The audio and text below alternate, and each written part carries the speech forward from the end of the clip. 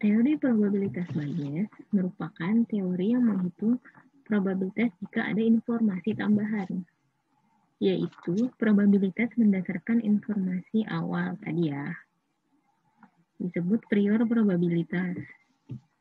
Nah, kemudian setelah ada informasi tambahan, disebut probabilitas direvisi atau revised or posterior probability.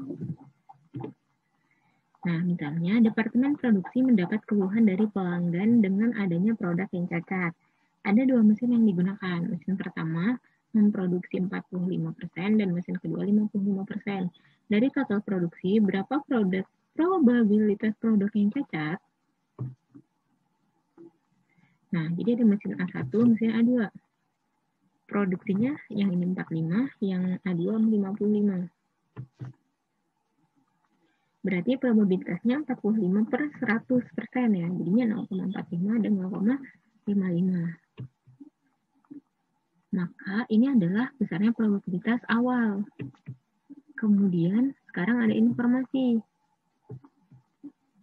Produksi cacatnya 2%, sedangkan yang A2 itu 3,5%. Nah, berarti probabilitasnya kita dapatkan 0,02. Jadi karena ini dari mana? Dari 100, 2/100. Jadinya 0,02, yang sebelahnya 0,035, juga dari 100 dibagi. Maka misalnya jika B adalah produk cacat, maka B bersyarat A2 sama dengan 0,02. Dan jika B bersyarat A2, yang sebelah sini, yang 0,02-nya A1 ya. Kemudian jika B bersyarat A2 itu 0,035. Jadi peluang B cacat dari jika dia diolah oleh mesin 1 itu 0,02, sedangkan peluang B dia cacat tapi dia dibikin di mesin A2 adalah 0,035.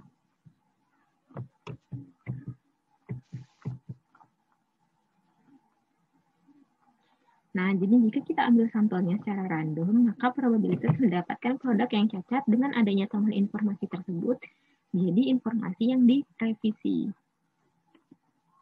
A1 bersyarat B adalah probabilitas mendapatkan produk cacat dari mesin pertama, sedangkan yang bawahnya ini dari mesin kedua. Sehingga probabilitas bias untuk dua kejadian A1 dan A2 bersifat mutually eksklusif dan collectively exhaustive. Ini panjang ya. Peluang A1 bersyarat AI ini. AI-nya nanti tergantung, bisa kita ganti A1, A2, tergantung soalnya. Misalnya soalnya mesinnya ada 3, berarti kita carinya nanti dari A1 sampai A3. Tuh. Nah, di sini peluang A1 bersyarat B. Jadi, jika dia barang cacat dari mesin A1, kan berarti peluang A1-nya tadi kita ingat 0,45. Dia cacat dari B ini peluang cacatnya 0,02. Dibagi, di bawahnya ini peluang A1 kali B1 ini, dijumlahkan nanti A2 tambah B2. Totalnya dibagi hasilnya segini. Nah, sekian untuk materi yang ini. Habis ini kita tanya jawab di e-learning. Terima kasih atas perhatiannya. Semoga ilmunya bermanfaat. Barokah. Mohon maaf ya kita berkesalahan. Wassalamualaikum warahmatullahi wabarakatuh.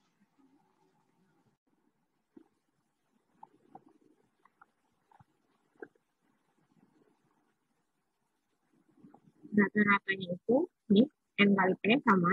Ini bedanya adalah variannya. Sebenarnya tinggal masukin aja. S itu kan timbangan baku. N kecil itu jumlah sampelnya. Kita lihat sebuah perusahaan ingin meningkatkan skill karyawan produksi dengan melakukan training selama 3 bulan. Maka dipilih 5 orang dari 20 karyawan. Kan ini terbatas hanya di karyawannya aja. Dari 20 karyawan yang ada, 8 orang sudah pernah ikut training. Berapa probabilitas 3 dari 5 karyawan yang terpilih pernah di training sebelumnya?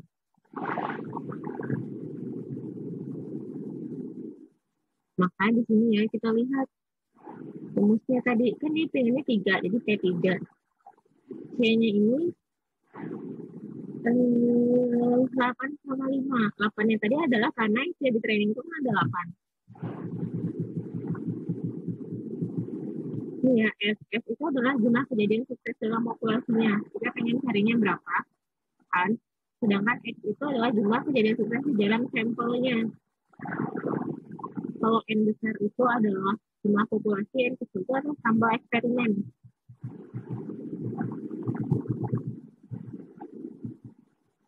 Nah, di sini 8 itu adalah kejadian yang sudah pernah trainingnya kan. Dari 8 ini 8. Nah, sedangkan yang akan di kan sebenarnya cuma ada 5. Lalu C di sini kita ingin lihat 20 kurang 8. Kan 20-nya sudah ada karyawan, 8 ini yang udah pernah, jadi 20 kurang 8. Lalu 5 kurang 3, karena dari, kan sebenarnya yang betul ada 5, tapi yang kita mau hitung itu adalah 3 dari 5 tersebut itu yang udah pernah training. Nah, 5 kurang 3. Oke, segini. Nah, ini adalah hitungan faktorial. Apa faktorial itu sebenarnya bisa dihitung pakai kalkulator juga. Apa faktorial di sini itu maksudnya adalah nanti bisa ya dibaca lagi di kombinasinya karena nanti ya masuk di kurikulum. Namun nanti saya coba carikan untuk baca aja terkait faktorialnya biar videonya nggak kuat.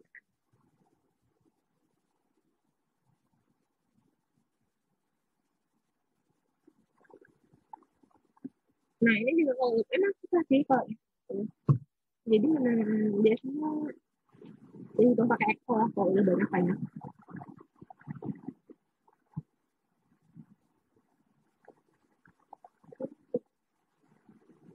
Jadi ini kita masukkan aja sebenarnya sampelnya berapa 3, terus number sampelnya itu kan ini populasinya berapa, populasi sampelnya itu kan 8 yang udah pernah 20 yang berapa sampelnya sama.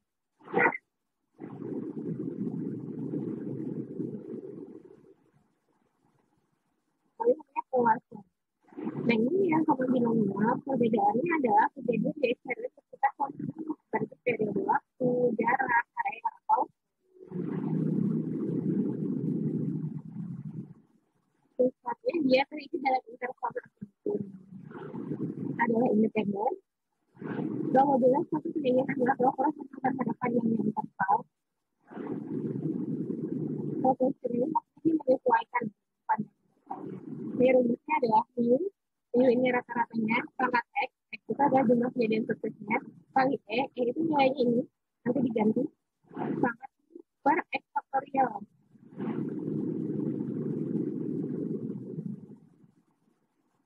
Rata-rata itu juga bisa dijelaskan dari R kali X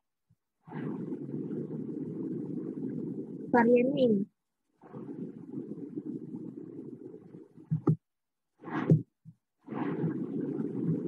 Kita lihat lagi distribusi keluarga. Sebuah bank syariah buka hari Senin sampai Jumat jam 8 pagi sampai jam 4 sore. Rata-rata kedatangan nasabah melakukan puluhan toko ATM adalah 5 orang per jam. Berapakah probabilitas tidak ada nasabah yang datang? Berapa probabilitas dua nasabah yang datang? Berapa probabilitas paling tidak dua nasabah yang datang? Berapa probabilitas paling banyak dua nasabah datang? Di sini kan tadi kita dapat nilai nilainya. Nilainya itu kan rata-rata. Dan di sini rata-rata itu adalah 5. Nah, itu adalah kejadian yang kita cari. Nah, di sini adalah tidak ada nasabah yang datang. Berarti kan 0. Kali ya tadi ini selalu diganti ini pangkat min X ini min mu. Ini 5 bagi X faktorial. Ini yang besar itu bentuknya faktorial. Tapi saya kasih di sini ini. Dapat saya tulis. Ini PX sama dengan 2 ketika dua nasabahnya datang. Pas 2, jadi X sama dengan 2. Maka mu pangkat 2 kali mu, dan 2 faktorial. Kali masuk aja. Nah, sedangkan berapa probabilitas paling tidak dua nasabah datang? Berarti kan ini maksudnya paling sedikit 2. Tapi kalau 3 yang datang boleh, kalau yang datang 4 boleh, yang datang 5 boleh. Terserah, paling sedikit 2. Makanya di sini lihat orang nilai probabilitas itu maksimalnya 1, kita bisa kurangi 1, kurang dari sama dengan 1. Karena dia nggak boleh kan kalau yang 1 datang. Nah ini jadi peluang X lebih besar sama dengan 2. Itu sampai dengan 1 kurang kurang dari 1. Jadi kita cari sama dengan 1 berapa, baru kita dikurang dari sama dengan 1. Itu kan juga berarti dia bisa aja hasilnya ada yang 0, ada yang 1. Makanya kurang 1. Lalu paling banyak 2 nasabah yang datang. Berarti ini bisa 0, bisa 1, bisa 2. Kalau 3 yang datang gimana? Nggak boleh. Karena yang kita mau hitung adalah probabilitas paling banyak 2 nasabah datang.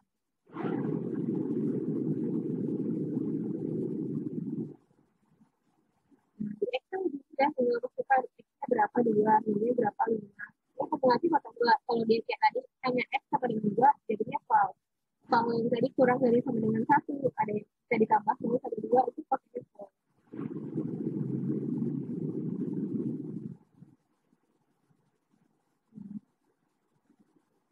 Karena X sama dengan 2 itu berbeda dengan X kurang dari sama dengan 2.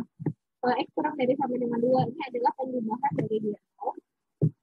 X sama dengan 1 dan X sama dengan 2.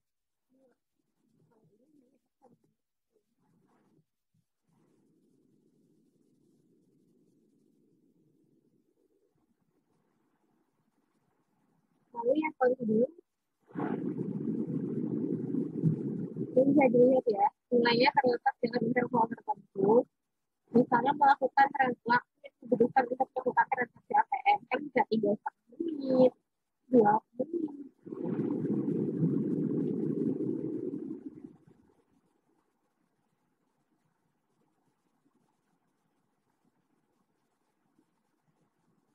Kalau ini swap yaitu bentuknya persegi panjang dengan nilai intervalnya A sampai B mempunyai nilai 5 dan nilai maksimal B. Disebut uniform karena nilainya nilai interval A dan B mempunyai probabilitas yang sama. Probabilitas sama dalam interval A dan B itu 1/B. Nah, ini kalau digambarkan ya gitu. Nilainya selalu 1/B A.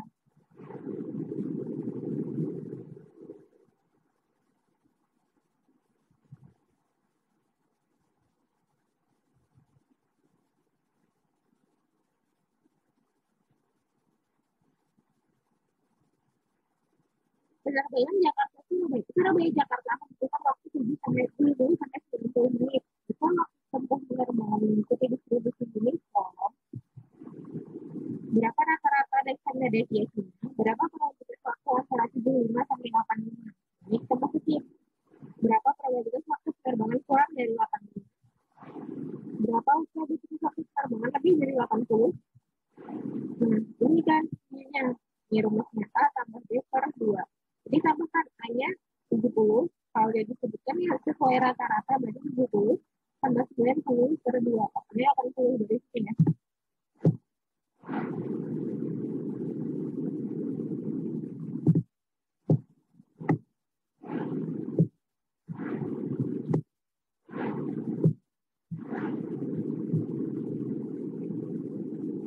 Yang nomor 2, standar deviasinya rumusnya ini.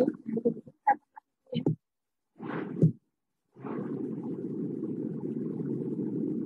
12 ini selalu dekat ya, 2-nya juga selalu cepat di bawah. Nah, lalu misalnya probabilitas waktu penerbangan 75 sampai 85 menit. Berarti ini bisa kita tuliskan nilainya 75 sampai 85. Nah, ini kita bagi ingat 1 per B min A. B min A-nya yang di sini itu adalah yang dari sini. Lalu yang di dalam kurung itu ya, biar sampai ketuker ya. Jadi probabilitasnya adalah 0,5. Kemudian probabilitas waktunya kurang dari 85 menit. Nah, kalau dia kurang dari, ini hasilnya, kenapa pengurangannya kenapa 70? Karena dia waktu minimalnya adalah 70 menit. Makanya 85 kurang 70. Kecuali kalau ini disebutkan kan, dia antara 75 sampai 85, jadi 70 kita ganti sesuai dengan yang total. Probabilitas waktu terbangnya lebih dari 80 menit. Kan F besar dari 80. Kenapa di sini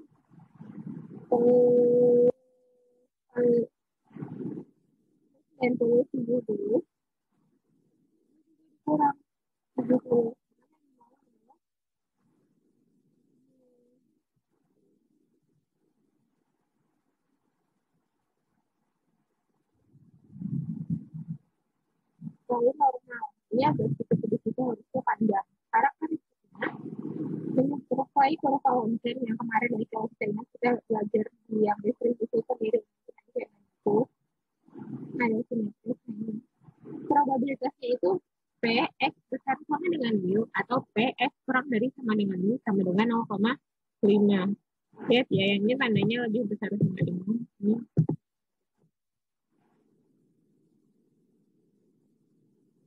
Caranya rata-rata median dan modus sama. Kurva normalnya asimptotik.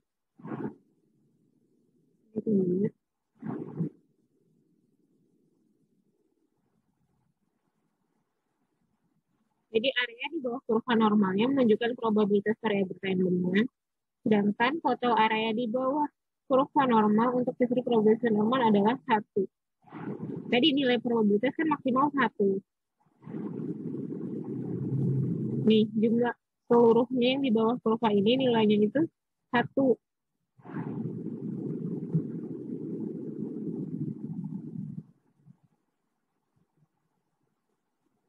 Itu ya rumusnya. Coba pelan-pelan. Sebenarnya memang agak jarang sih disuruh untuk menghitung ini, cuman kalian harus tahu bahwa ada yang namanya distribusi probabilitas ini.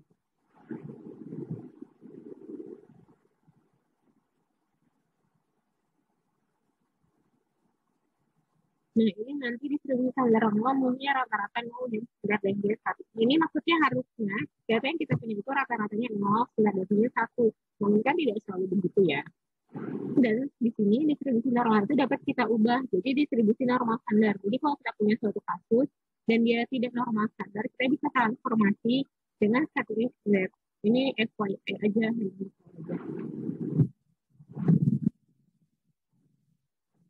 Ini nanti kita tahu X nilai pada observasinya, mu-nya nilai rata-ratanya dibagi dengan deviasi standarnya.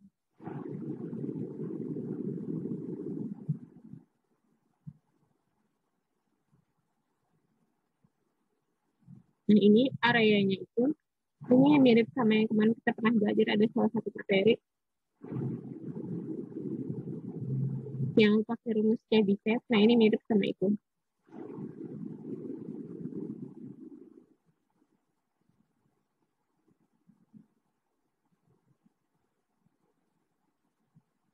Rata-rata saham Telkom pada perdagangan tahun 2012 itu 4.200 per lembar saham. Dengan standar deviasinya 225, dengan asumsi 240 hari perdagangan setiap tahun. Jika harga saham mengikuti distribusi normal, maka ini kita akan hitung. Yang pertama, berapa probabilitas harga sahamnya antara 4.000 sampai 4.600?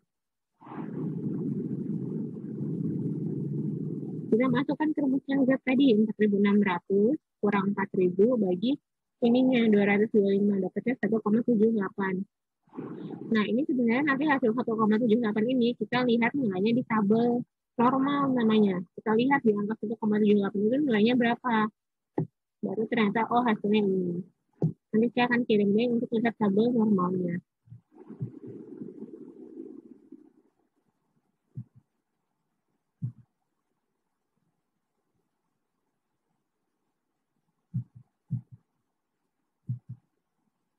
Lalu misalnya dari nilainya 4.500 sampai 4.500. Sama, dapat hasilnya nanti kita lihat di tabel normal.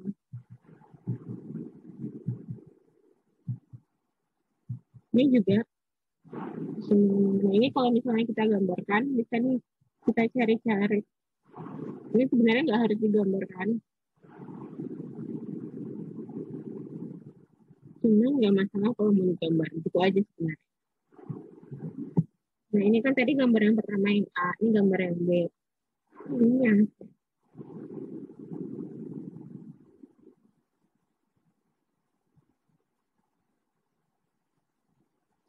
Nah, 15% harga saham tertinggi akan cepat turun kembali sehingga sisanya 0,35% tidak responsif. Nilai Z yang berkaitan dengan ini adalah 0,35 sebesar 1,04.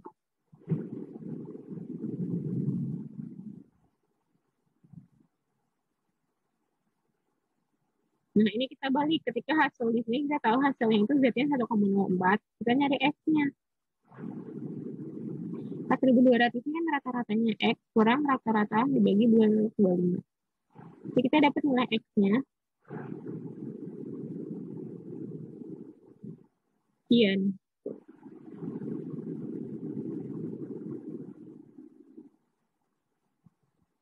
Kalau pakai Excel nih gampang, tinggal masukin 4.600, 4.200, 225. Ini true kalau dia kumulatif. Karena kumulatif nih antara ini sampai ini.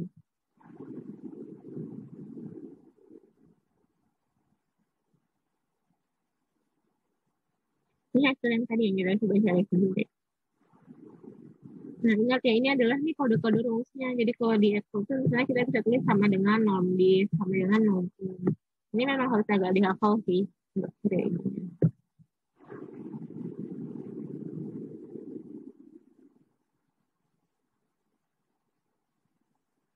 Nah, sebenarnya kita bisa dekati ketika kita punya distribusi normal, kita bisa gunakan itu menghitung distribusi binomial.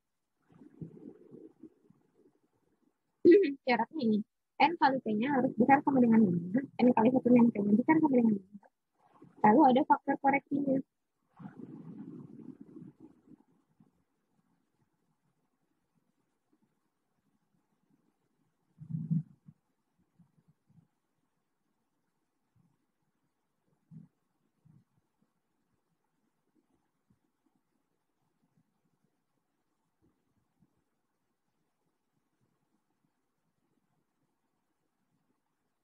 Jadi kalau tadi lo misalkan x min mu per sigma, ini kita ganti x min np kali bagi akar np 1 min p. Yang di atas 1 sampai 4 ini maksudnya gimana? Maksudnya nih ya, kalau misalkan tadi ada paling tidak terjadi 3 kejadian sukses, maka di sini sama dengan x kurang dari 0,5. Kalau lebih dari nanti x tambah 0,5. Jadi ada nilai-nilai tertentunya 0,5 ini di sini.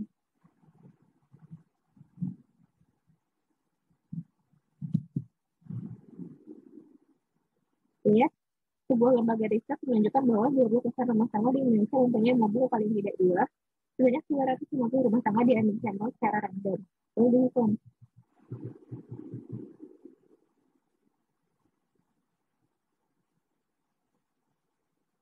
Nah, yang ini faktor koreksinya kan dari X sama 0,5. Berapa probabilitas lebih dari 60 rumah tangga mempunyai paling tidak 2? Kita lihat lebih dari 2 itu faktor koreksinya apa? Kali ini berarti X sama 0,5. Jadi 60 sama 0,5. Jadi 60,5 yang kita pakai di rumus X-nya. Gitu ya. 60,5 kurang 50.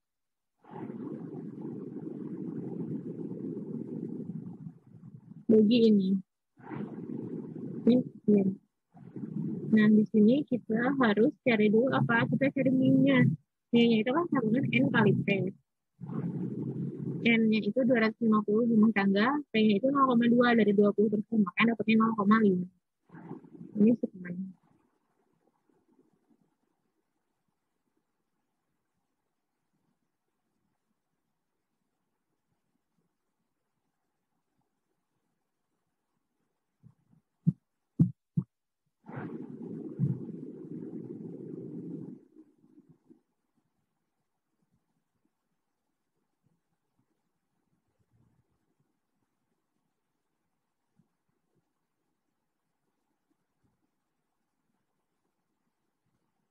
Nah, ini hasilnya harusnya 50 ya, bukan 0,5.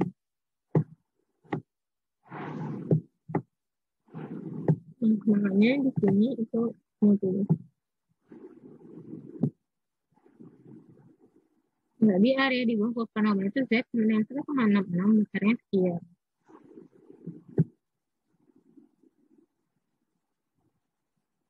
Jadi kalau dia lebih dari 60, 0,5 kurang ini. Karena ini tadi kan untuk pasien 60. Ya.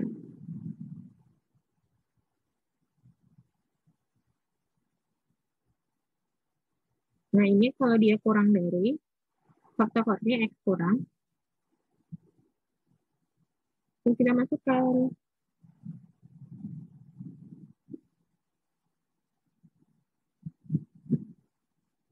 Nah, ini kalau dia lebih dari, kan jadinya 0,5 kurang sekian. Karena dia X-nya besar dari 60 kan. Kalau dia kurang dari, dia ditambah. Ini memang udah ketentuan dari sananya. Oke, sekian untuk materi.